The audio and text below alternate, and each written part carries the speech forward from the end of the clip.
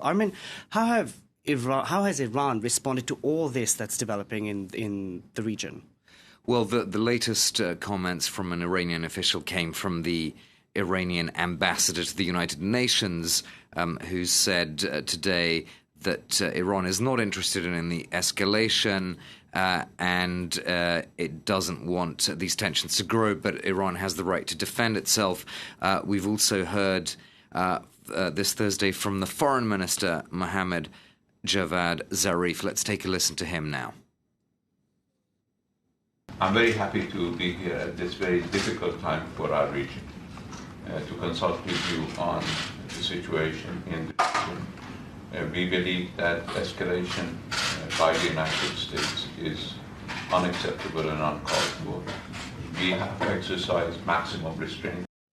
So obviously the Foreign Minister, as you'd expect, trying to sound moderate, playing up this point about restraint and being committed to the nuclear deal, which, by the way, Iran is still in compliance with.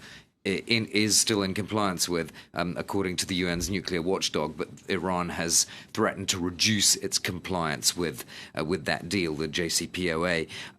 Meanwhile, we've got slightly mixed messages coming from the supreme leader, Ayatollah Ali Khamenei.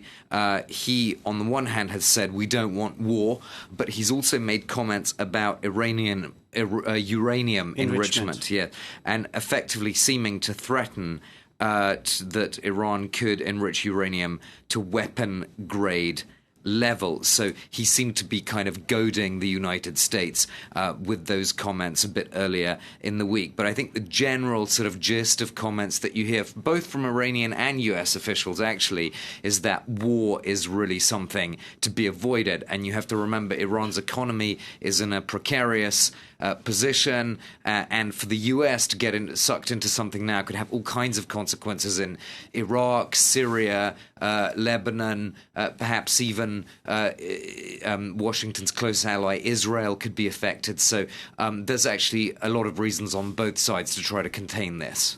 Speaking of containing the situation, we have the US President Donald Trump, who's set to meet Switzerland's president later on today. A surprise visit taking place in the White House. So it really seems that the United States is trying to de-escalate things. Yeah, well, we've seen this apparent difference between Donald Trump and his national security advisor, John Bolton, who was one of the architects of the Iraq War. Indeed. And seems much more ready for some kind of confrontation than Trump himself. So I think we can look at this potential Swiss back channel, as you've suggested, Delano, as an attempt by Trump to try to sort of hold things in check. It's not the first time that Switzerland has been involved in efforts to contain tensions between these two arch foes, Washington and Tehran. Switzerland is a neutral country. It has an embassy in Tehran. The US, of course, does not have an embassy there. So presumably Switzerland would be doing some back channeling through its embassy in Tehran. And in fact, according to various reports, the Swiss government already gave the Iranian leadership a phone number on which Iranian leaders could reach the White House. So yes, all this does suggest that Trump might be trying to avoid a conflict. After all, he did campaign on not going in search for foreign enemies, not sending troops into battle, and so on. And remember, this is the president who just a few months ago touted his troop drawdown in Syria, effectively saying, look, I'm the president who gets you out of foreign entanglements. Why then get entangled now just as the US election approaches? Indeed. Armen, let's see what happens in the coming hours and when that meeting takes place over in the White House. Armen, thank you very much. Thank you.